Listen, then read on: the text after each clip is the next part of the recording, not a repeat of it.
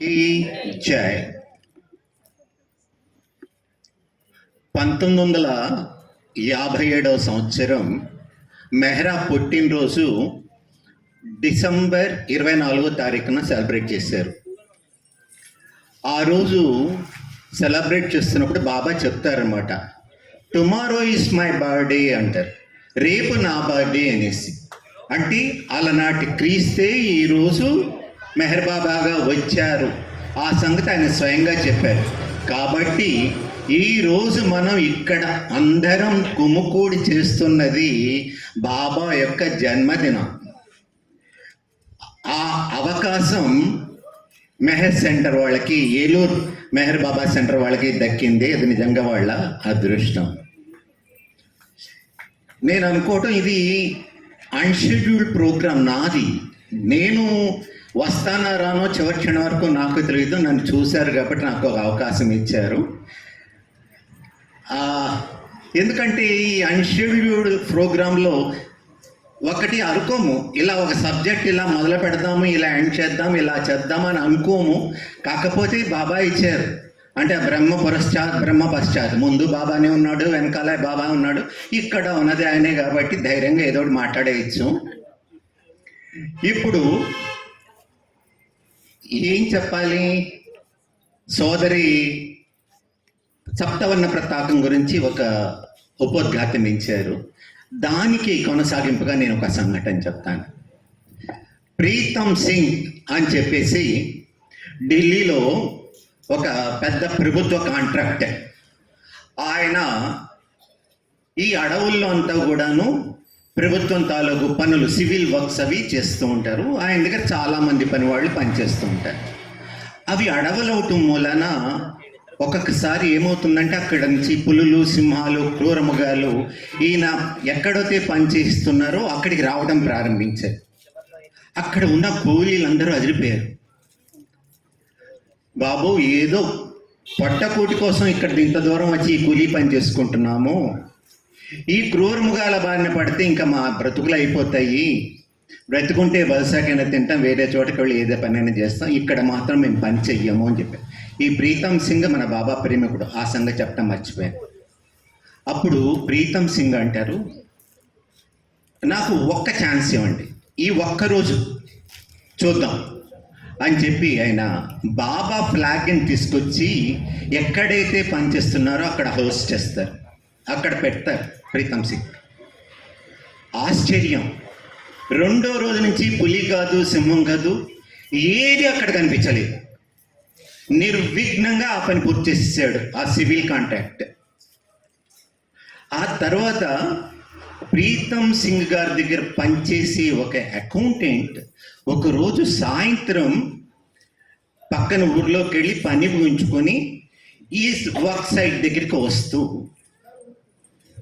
ఒక్కసారి పైన చూసి గజగజగజ వణిగిపోతూ లోపలికి వస్తాడు. నోటమని మాట రాదు, నిశ్చేష్టతో వణిగిపోతున్నాడు, నిలువెల్లా వణిగిపోతున్నాడు. అందరూ అడుగుతారు, ఏమిటి ఏమిటండి, ఏమీ చెప్పలేకపోతున్నాడు. తర్వాత గబగబా అతనికి మెడికల్ ట్రీట్మెంట్ 3 రోజులు హాస్పిటల్లో ఉంచిన తర్వాత 4వ రోజు వచ్చి అడుగుతారు, ఎందుకు నువ్వు ఆ రోజు అంతగా భయపడ్డావు? నేను అక్కడికి వచ్చి జెండా వైపు చూశాను, ఆ జెండా మీద మెహర్ బాబా విరాట్ రూపంతో, ఆ రోజు నరసింహస్వామి ఎలా ఉంటాడో అంత విరాట్ రూపంతో కూర్చుని భీకరంగా చూస్తున్నాడు. ఆ భీకర స్వరూపాన్ని చూసి క్రూరముగాలు అడిగిపోయి వెళ్ళిపోయినాయి. అంటే మనం తెలుసుకోవాల్సింది ఏంటంటే, ఆయన మనస్ఫూర్తిగా నమ్మితే ఎలాగైనా సరే మనకి ఆయన వచ్చి సహాయం స్వయంగా చేస్తాడు. మళ్ళీ ఇంకొకళ్ళు సర్వజ్ఞత గురించి చెప్పారు. దానికి వచ్చిన సంఘటన చెప్తాను. బాబా ఎప్పుడు ఏ పని ఎందుకు చేస్తాడో మనకి తెలియదండి, కానీ మనల్ని మాత్రం ప్రిపేర్ చేస్తూ ఉంటాడు మనకి తెలియకుండా. 1936 సంవత్సరం వాళ్ళు అప్పుడు డెహ్రాడూన్లో మైసూర్ 1936 సంవత్సరం మైసూర్లో బాబా క్యాంప్ వేశారు. దగ్గర 4 నెలలు ఉన్నారు. అప్పుడు మణి కూడా బాబాతో పాటు వెళ్ళి చిన్నపిల్ల. అంటే బాబా మణిని పిలిచి నువ్వు డాక్టర్ దగ్గరికి వెళ్ళి అల్ట్రావైలెట్ ట్రీట్మెంట్ చేయించుకుంటున్నావా? లేదు బాబా, వెళ్ళు చేయించుకోండి. మణి అంటుంది, బాబా ఏం చెప్తే అది మేము చేయటమే తప్ప ఎందుకు బాబా నాకేముందని, నేను అల్ట్రావైలెట్ ట్రీట్మెంట్ ఎందుకు చేయించుకోవాలి, ఎందుకు వెళ్ళాలి, ఇలాంటి ప్రశ్నలు మేము అడిగేవాళ్ళం కాదు. బాబా ఏది చెప్తే అది మేము చేయాల్సిందే. ఇక్కడే ఒక చిన్న సంఘటన చెప్తాను. ఫైరామ్ బాక్స్ వాలా అని చెప్పేసి బాబా సెక్రటరీ ఒక ఆయన, ఒకసారి ఆయన బాబా ఆయన్ని పిలిచి, do you know what spirituality means? ఆధ్యాత్మికత అంటే నీకేమైనా తెలుసా అని అడుగుతారు. వెంటనే I have a little understanding Baba అంట. నాకేదో కొద్దిగా తెలుసు బాబా అంట. నీకేం తెలుసు? నాకు తెలిసిందల్లా బాబా చెప్పిన మాట వింటం, బాబాకి సర్వ విధేయుడుగా ఉండటం, ఆయన ఏ పని చెప్తే ఆ పని చేయటమే అదే ఆధ్యాత్మికత బాబా అంటాడు. That is the highest spirituality అంటారు బాబా. అంటే బాబా ఏం చెప్తే బాబా ఎక్స్పెక్ట్ చేస్తారు. రెండో క్వశ్చన్ వేయకుండా ఆయన చెప్పినది శిరసావహించాలని ఆయన ఎక్స్పెక్ట్ చేస్తారు. అలా వీళ్ళంతా మండలి వాళ్ళు, ఇంక్లూడింగ్ మణి కూడా బాబా చెప్పారు కదా, వెళ్ళి హాస్పిటల్కి వెళ్ళి ట్రీట్మెంట్ చేయించుకోవడం మొదలు పెడుతుంది. తర్వాత నెక్స్ట్ డే 2 రోజుల తర్వాత బాబా పిలుస్తారు మణిని. నువ్వు అక్కడ ఉండే నర్సులతో ఫ్రెండ్లీగా ఉంటున్నావంటే, లేదు బాబా, నేను వెళ్తున్నప్పుడు వాళ్ళు హాయ్ అంటారు, నేను కూడా హాయ్ అంటానంట. అలా కాదు, మేక్ ఫ్రెండ్స్ విత్ దెమ్. వాళ్ళతో స్నేహం చెయ్యి, వాళ్ళతో చక్కగా మాట్లాడు అంట. బాబా ఎందుకు చెప్పారో తెలియదు. అక్కడంతా సౌత్ ఇండియన్స్, నర్సెస్ అంతా కూడా సౌత్ ఇండియన్స్. సరే, వాళ్ళతో స్నేహంగా మెలగడం మొదలుపెడుతుంది. ఆ తర్వాత do you speak your doctor and matter ఉంది. నువ్వు అక్కడ ఉండే డాక్టర్తోనూ, అక్కడ అన్ని చూసుకుంటున్న సూపర్వైజర్ ఉంటారు కదా, వాళ్ళతో నువ్వు జాగ్రత్త ఫ్రెండ్లీగా ఉంటున్నావా? లేదు బాబా, వాళ్ళు వస్తారు, ఒకసారి విష్ చేసి వెళ్ళిపోతారు, నాకు అంత. నువ్వు make friends with them also. వాళ్ళతో పాటు కూడా స్నేహంగా ఉండు. బాబా చెప్పారు కదా అని చెప్పేసి మణి వాళ్ళందరితో స్నేహంగా, వాళ్ళందరికీ మణి బాగా పాపులర్ అయిపోయింది. తనకు అర్థం కాదు బాబా మణిని ఎందుకు ఇలా ప్రిపేర్ చేస్తున్నారు అన్న విషయం వాళ్ళకి అర్థం కాదు. ఉన్నటువంటి బాబా 4 రోజులు ఊటీకి వెళ్ళాల్సి వస్తుంది.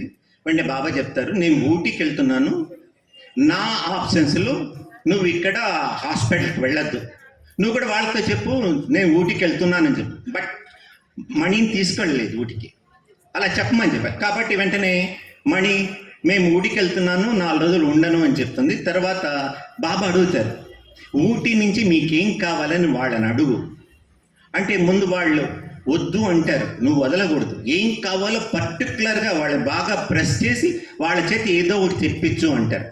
అలాగే నేను ఊటీ వెళ్తున్నాను, ఊటీ నుంచి మీకు ఏం తీసుకురమ్మంటారు అని అడుగుతుంది. ముందందరూ వద్దంటారు, కానీ చివరికి గట్టిగా అంటే ఒకటి గ్లౌసెస్ తీసుకురమ్మంటారు, ఒకడేవో స్వీట్స్ తీసుకురమ్మంటారు, ఇంకోలేవో చెప్తారు అనమాట.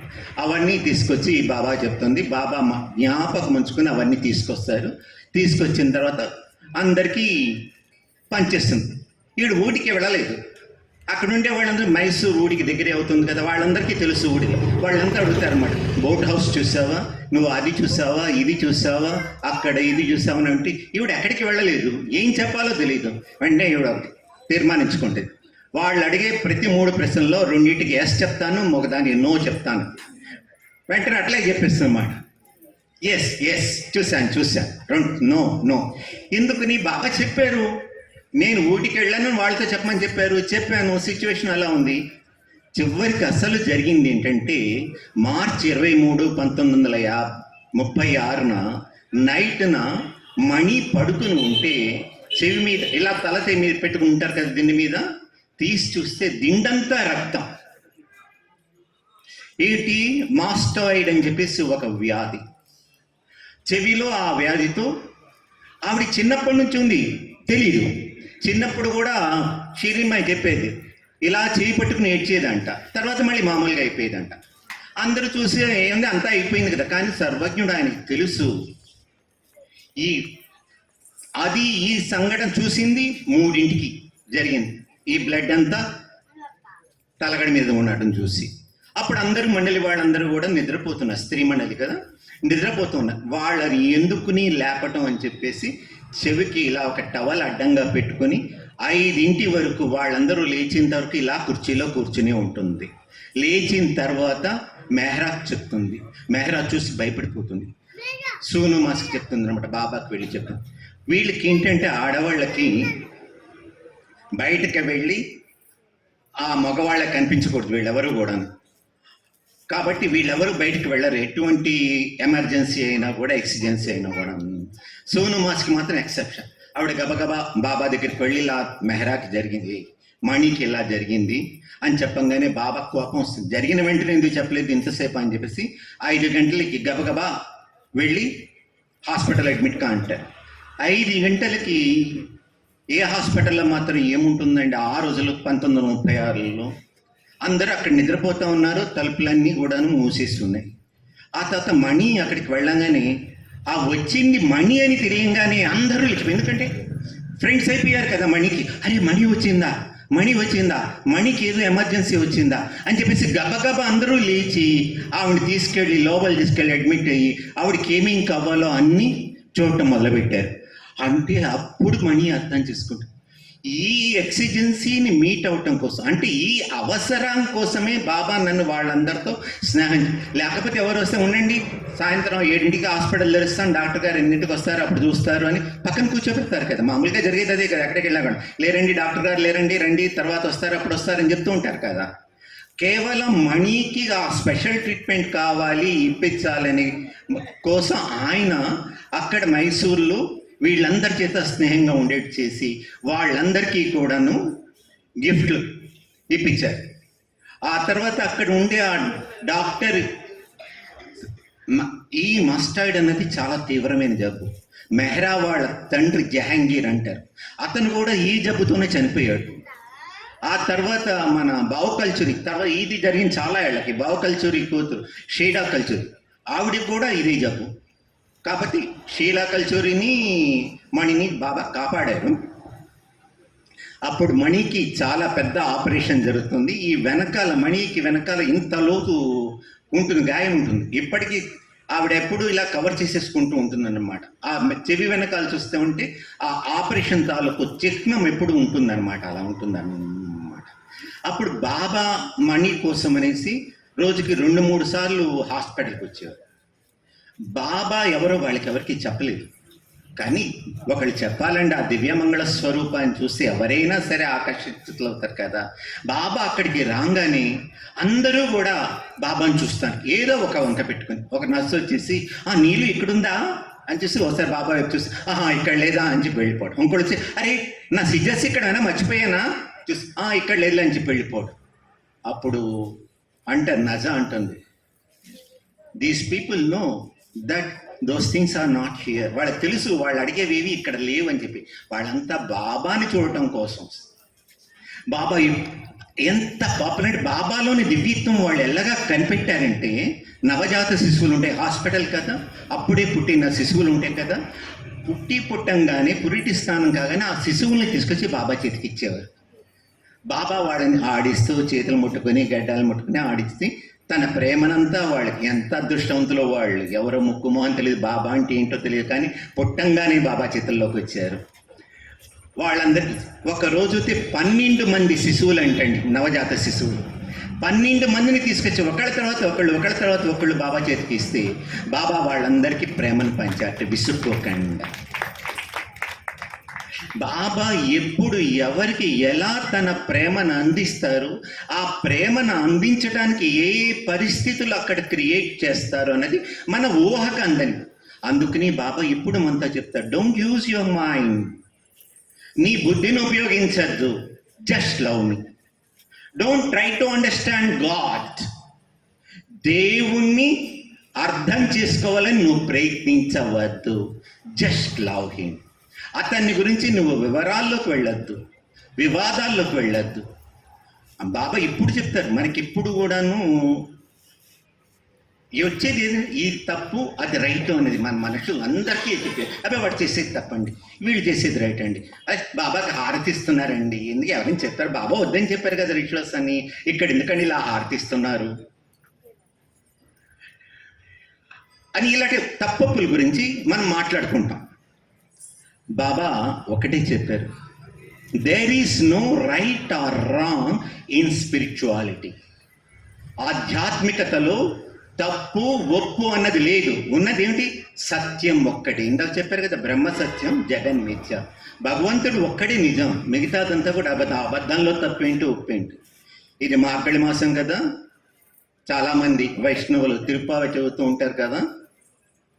అందులో 27వ పాసరంలో అమ్మవారు చెప్తుంది, గోదాదేవి, కూడారై వెళ్ళంగోండ అనేసి. ఆవిడ ఏం చెప్తుంది?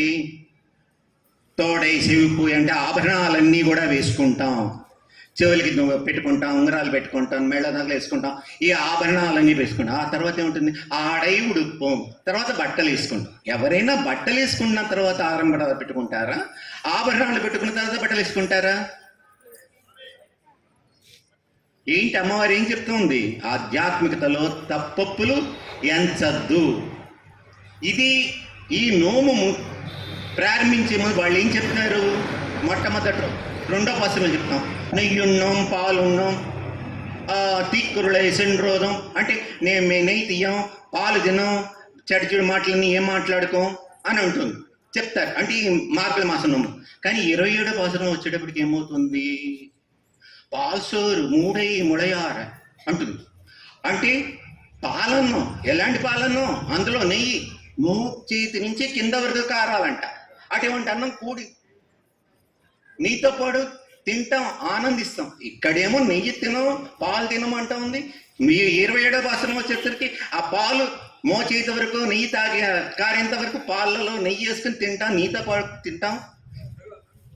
కాన్ఫ్లిక్ట్ ఉంది. ముందు నుంచి మనకి చెప్తూ ఉందంటే స్పిరిచువాలిటీలో డోంట్ బి జడ్జ్మెంటల్. మీరు ఇది తప్పు ఒప్పు అని ఎవరిని విమర్శించకూడదు. ముఖ్యంగా మన బాబా ప్రేమికులు ఎప్పుడు మనకి ఎదుటి వాళ్ళలో తప్పులించడం. అది కాకుండా మన కుటుంబ సభ్యులో ఎక్కువగా వాళ్ళు మాట్లాడేది సరికాదు, వీడి చేసింత సరికాదు, వాడి తప్పు ఈ తప్పు. బాబా ఇప్పుడు చెప్పాడు, నీ సొంత వాళ్ళనే ప్రేమించలేని వాడు నీ శత్రువుని ఏం ప్రేమిస్తావు? నువ్వు నన్ను ప్రేమిస్తున్నావు అంటే నీ శత్రువుని కూడా నీవు ప్రేమించాలి. నువ్వు నీ సొంత నీ అమ్మతో పోట్లాడుతావు, నాన్నతో పోట్లాడుతావు, అక్కతో పోట్లాడుతావు, చెల్లితో పోట్లాడుతావు, అన్నతో పోట్లాడుతావు, తమ్ముడితో పోట్లాడుతావు. ఇంకా నువ్వు నా ప్రేమికుడు ఏమిటి, నా ప్రేమికురాలు ఏమిటి? ప్రేమలో తప్పప్పులు లేవు, సత్యం ఒకటే ఉన్నది. బాబా ఒక్కడే భగవంతుడు, ఆ బాబానే అందరిలోనూ ఉన్నాడు. అంటే మీలో ఉన్న బాబాని, 10 మందిలో ఉన్న బాబాని నేను పగవాడిగా ఎంచి దూరం పెట్టి ఇక్కడ ఉన్న బాబానికి దగ్గర అవడానికి ప్రయత్నిస్తూ ఉంటే అది అజ్ఞానం. కాబట్టి ఇవన్నీ మనకి జీర్ణించుకోవాలంటే ఇంకాలంటే కష్టం. కాబట్టి ఎప్పుడైతే ఆయన్ని ప్రేమించడం, బాబా భగవంతుడు అని పరిపూర్ణంగా నమ్మి ప్రేమించడం మొదలు పెడతామో, ఆయన చెప్పిన స్థితికి, మిగతా వాళ్ళలో తప్పులేని స్థితిని దాటి, మిగతా వాళ్ళ మీద కోపం పగా పెంచుకోవటం, ద్వేషం పెంచుకోవటం స్థితిని దాటి అందరినీ ప్రేమించే స్థితికి మనం చేరుకోగలం. కాబట్టి మనం చేయాల్సిన పని ఏమిటంటే బాబాని పరిపూర్ణంగా మనస్ఫూర్తిగా ప్రేమించడం వరకే. అవతార్ మెహర్ బాబా కీ జై.